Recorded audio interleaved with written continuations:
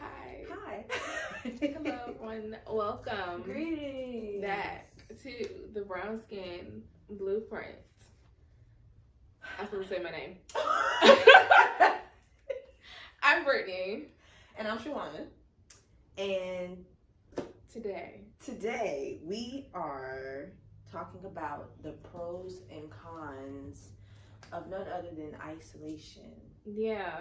And we have to clarify this because when we say isolation, like Shawana and I know what we mean, but because I don't want y'all to think like jail isolation or like your extreme thought of isolation. We're more so discussing, when things happen to you, negative things, or you experience negative things or things that impact you, naturally, most of the time, even if it's for a short period, we tend to isolate. We tend to distance ourselves from people, or, sometimes we might even go into depression and we just, we don't want to be around people. We don't want to talk to people. However, there have been times that both of us have experienced, or people in general have experienced, where that isolation has actually been beneficial. Like maybe in the moment it might have sucked, but looking back you were like, oh, I kind of needed that time to myself. So yeah, we're gonna break all that down and just talk about it, because sometimes I feel like isolation gets a bad name, but it's not always bad. It can be beneficial. Not at all. So I guess to define isolation, I don't have my phone out. But I was gonna look from my words. Well, let's read it. So the Webster definition is a process or fact of isolating or being isolated. And then it talks about like hospitals and instances of isolating something. Which, that's what I'm saying. We don't mean like on that extreme level. We just mean away from people, without relation to other people or things, living separately. That's more so what we mean, which is what came up. Exactly, because I was going to say anytime you just deviate from your normal social type of life. So if you communicate a certain way, or there's certain people that you kind of like actively talk to, it don't have to be daily, but like on a consistent basis, and anytime you kind of just pull out of that, that's isolation. And I totally agree with Britt. Like, a lot of times it's beneficial if you have like healthy habits during your time of isolation. So next, we're just going to kind of break down the pros and the cons of isolation. So, pros to isolation. So I would say for a pro, I would go off what you just said. I think one of the healthy habits or things that people do in isolation that, people don't probably think about or consider, I feel like a lot of times people start like passion projects. Yes. Or, things that they be like, oh, I never had time to do this, or I really want to do this, I just didn't have time. Sometimes when things happen to us and, we isolate, or like Shawana said, we kind of change the way we interact with people, it gives us more time to do things, which can be a pro for a lot of reasons. And I feel like one of the main things that happens is, people start things, people start doing hobbies, or sometimes they find things that, they've stopped doing or forgot about. And it's like, oh my God, this brings me so much happiness. I really enjoy doing this. I have no idea why I stopped. And then, once you're isolated, you're kind of like, I need to start doing this again. So sometimes I feel like isolation can be a new beginning, which I guess would be a whole different pro. But I feel like you can it can be a rebirth in a sense sometimes. I definitely agree. I didn't even put that together. I didn't think of that at all, but I actually done that a few times. Same. I know when I had my miscarriage, that was when I birthed predominantly love. Like, that whole thing was birthed from that. And I remember my friends at the time, like, kind of wanting to be like, hey, you want us to come by and see you? And I don't know, I just kind of wanted to deal with it on my own. And literally right after that, like, as I came out of it, like, that's when I was like, I think I just want to talk about stuff. And that's how it happened. So I didn't even put that together as a coping skill. So, yeah. I was going to say, when you isolate, that it's a good time for like your thoughts to be clear. Like you don't have the influence of like other people, because you know, especially like with loved ones, their input may be strong because they care about you. So what, you know, them trying to help, or maybe you're at a point in your life where you're at a crossroads, you're trying to figure out what to do, and that could bring about a time of pulling back. So you want to make sure that you're trusting like your gut, or you only have the advice of somebody, I guess, whose opinion you value, like to make the decision, versus having all these people around you trying to help, but really you just need to like tune in with self. Yeah. So being able to like have those clear thoughts, like this is how I feel, not because somebody said this, or not because I know this information. Like I'm by myself, and this is like my honest, true thoughts and feelings. So that is a pro to being isolated. That's a good one. I didn't think about that either. I think because I'm a person that I'm always going to do what I want to do anyway. But I do see the benefits of feeling like people always feel like they have a say, and then not having to deal with that, and kind of feeling like, okay, in my own space, in my own thoughts, like, what do I really want to do? Yeah. Because I know for me, it's not even always that they have input. If I'm like consistently engaged with somebody, sometimes I consider them in situations when I shouldn't. I should only be considering like myself. Gotcha. But if I'm constantly, you know, engaging in my regular everyday, I'm gonna think, well, you know, how would this person think about this? It's like, no, I just need to step back. Gotcha. Like, that makes sense. So yeah, that makes a whole lot of sense. What about cons? There's so many cons. The first one I can think of is, so on the flip of what you just said, I do feel like, so when things happen, I do feel like it's good to have people, you know, encourage you, and not necessarily that, you know, if y'all go out or they come over, that y'all have to talk about whatever happened. But sometimes I think it is good to kind of break up that whole, because sometimes when you isolate, your mind just ruminates on whatever is wrong. You're constantly thinking about it. So sometimes I do think, just us as humans in general, we do need interaction. We do need to, you know, go out. We do need to, you know, talk to people that we trust, our support system. So I feel like when we don't do that, like sometimes I think we make things worse, not because they actually are, but because our mind is just there. We have nothing to change our thought process. So sometimes I feel like that is the downside to it when we don't have human interaction. We literally have nothing else to think about or focus on, and we just kind of get stuck, which I feel like leads to depression and feeling hopeless and just like, oh my God, things are never gonna change. So on the flip side, I think we do need that human interaction sometimes, and for somebody to be like, you know, you just want to like go out, like we don't have to talk about anything, like. Yeah, I think we need that. I agree, because my bullet was that if you've done it for too long, or if you've had unhealthy, like with the whole introspection thing, if you already have unhealthy habits, or if your thought patterns are unhealthy, isolation is just going to intensify it. Yes. So I was going to say it could lead to depression, like definitely lead to depression. You got to know when to like come out of that, and when to lean on your support system. Yeah. And when you just need a moment to like analyze and figure out what's going on. So definitely depression is definitely a con. And kind of what you said, the same thing, how you said, like you don't have any other thoughts to go off. It's just whatever's going on up there. That's so it. Yeah. I also feel like we can,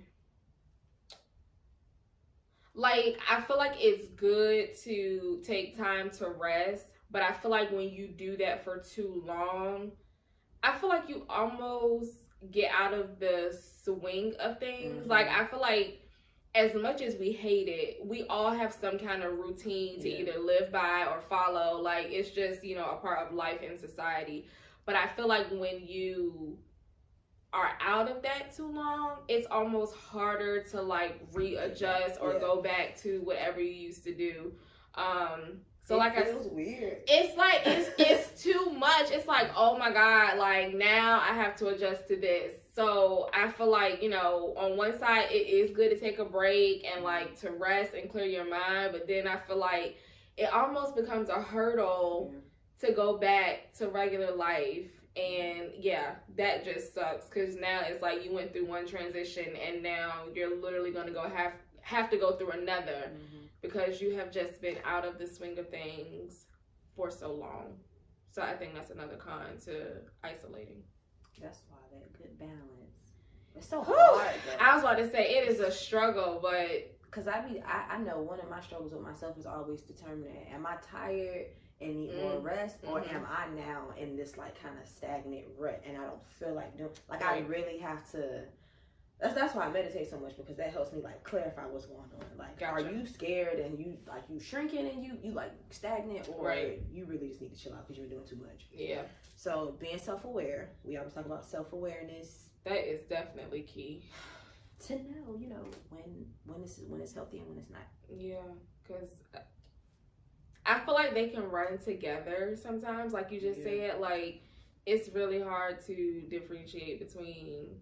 No, this is good for me, or like, okay, baby, we didn't took this way. We are way past where we needed to be. Like, yeah. It's been how long? Yeah, like we didn't took like umpteen steps back. Like, yeah. Yeah. So, with that being said, we can kind of roll over into personal experiences of isolation. I'm trying to think of a time that I isolated. And it was good or bad? Oh, it was good. Okay. So my move to Richmond. Okay. My isolation that I did between like October and January, I think that was very healthy, because I wasn't not talking. Okay. And I wasn't not being social, but I was just very strategic on how I was social. Whereas before, like if I was going through a change or a shift and I would isolate, it would. Like, I would just be in isolation. Like, I wasn't really doing anything. I didn't know why I was feeling the way I was feeling. It would lead into depression. Whereas now, I knew where a lot of things just changed. You just, like, your son is still down there. So you're transitioning, like, the times that you see him. Like, you just started a new job. You're by yourself. Right. You have people you know up here, but you don't know. And so I took those times to, like, make sure I was feeding myself in the areas where I felt voided in a healthy way. And then, like, if there was stuff going on, like, in the community down here, okay, this is the weekend I'm going to be with Ezra, so we're going to go to this and be social. It was like I was very particular about who I was around, where I went, and what I did. And I felt like when I was ready to pop out again, I popped out. There was no, like, anxiety about showing my face or whatever, you know. So that was, like, a healthy way that I dealt with it. So, yeah. Interesting. I don't know that I've ever had not a planned isolation. My misery does not like company, so I am not going to be the person that if I feel away, baby, we just not putting that on everybody. I just don't believe in that. I'd rather disappear than for you to be like, what in the hell does she got going on? So most of the time, I'll just retreat, and if I talk, I talk. If I don't, I don't. But I'm just gonna isolate. That's just what I do. I feel like, though, there have been times where it's been beneficial. So I'll say, like, after my dad died, that is where I kind of started trying to figure out what I was going to do with my writing and what was going to happen from that. And that was like one of the first few blogs that I wrote about dealing with my grief after he passed. In the moment, I didn't know that was going to turn into something.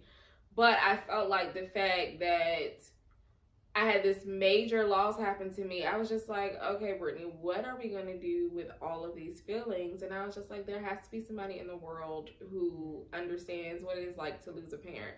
So it's like stuff like that has happened that has not been planned from me isolating. I feel like when COVID hit, and I was just kind of like, okay, I don't know what the hell we doing, but cool.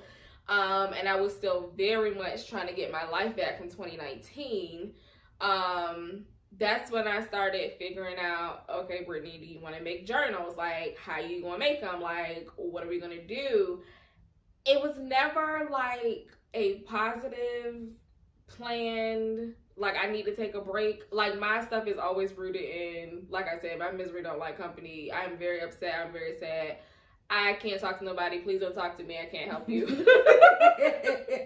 So this stuff just springs out of it. So that's probably why I said that one as a pro, because I literally feel like when dark days happen, that's when stuff just kind of like births itself out of me. But yeah, any other time I'm just like, no.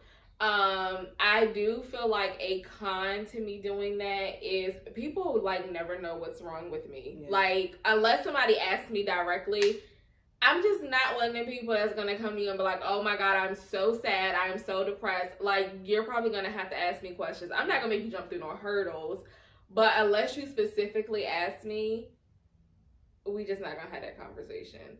So I feel like that's a con, and that's a con to most people, because I feel like people can't help you if they don't know what's wrong. Yeah. So I feel like that is a down part to it. The pro of that is I don't really have any expectations of people. Okay.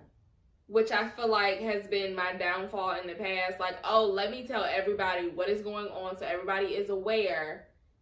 And then when niggas don't show up, it's like, are you fucking like, for real? Like, that's how we doing it? Oh, okay. So it's kind of like, it made me turn up my misery don't love company notch, like, to 10,000. So I just don't have any expectations, so I just don't say anything.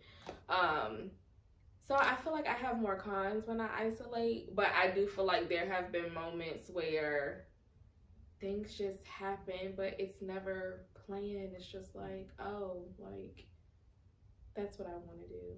And I do feel like I need that sometimes, because I'm just so, not that I'm involved in stuff by default, but I am like family oriented. So I feel like even without me trying, I'm just like talking to people, or just like know about stuff that's going on. So sometimes when I isolate, that is my way of like really not being in the day to day of like what is going on with everybody else. Yeah. So yeah. I feel like I've had to do that too. I didn't know how to show up for people without absorbing what they had going on. It took me forever to get that. Oh my God. And I feel like that's why my isolations were so extreme, because it was sponge, and then like being run dry. Like, so I feel like I've gotten really good with that as of lately. But it took me moving away from everybody to do that though. Cause I was gonna say something too, piggybacking off of what you said about, so you don't have expectations, because I'm kind of the same. It depends on the severity of my what I'm going through, because I'm very transparent about stuff, so I'll just talk about stuff. But if something is really like hitting me in a deep way, even if you ask me if I'm okay, I'm probably gonna tell you yes and I'm not, just because I don't even know how to verbalize stuff. Sometimes hits me emotionally in a way that I just can't put into words, and so it comes out emotional, and I just would rather deal with that stuff on my own. So I think I've learned that it's not so much that I don't feel like I can always express it, but when it's heavy, I just because I don't know how it's gonna come up. I gotta just sit with it. I think now for me, I know who to talk to about what. So I feel like if it does come out in a way, it's probably gonna come out to who I want it to come out to. Right. So I have had to learn that, because I do feel like sometimes we think we don't understand people's roles. I think that is a problem that we have. I feel like once you know who to talk to about what, I feel like it makes things just so much easier. Because even people you think would show up, it's just not always that. They ain't got it. You think they got it, and they ain't got it. And then to piggyback off something you said, even that showing up and absorbing, because I know in the past for me, I would be upset about my own stuff, but I would be upset about other people's stuff too. Like, I would just feel like the shit was happening to me and it wasn't even my life. So I'm like dealing with one thing, and then on the other hand, I'm also dealing with such and such's stuff, and because I mean, it's been plenty of times stuff has happened to me and to other people around me. Everybody's kind of like, girl, I don't know what's going on in the atmosphere, but like, I need to start. Everybody needs to align because this ain't it. Whatever is going on. But that is so bad for your mental health when you just take on your stuff and somebody else's. So I feel like that used to also impact me mentally because I was just dealing with so much, even stuff that was not mine. So yeah, definitely learning how to step away from that and not being like, oh my God, let me put on my cape. Yeah. Even though I can't put on a fucking cape. So yeah, I would say that. Word of advice for people who are transitioning from like the absorber, like literally when you care more than probably the person sometimes? So I was just gonna say, you will enter a period afterwards where you almost feel guilty for not submerging, but that goes away eventually. It does go away. See it through. It's not your burden to bear. Okay. I was going to add it to the cons, but this is actually a perfect place for it. If you need to isolate.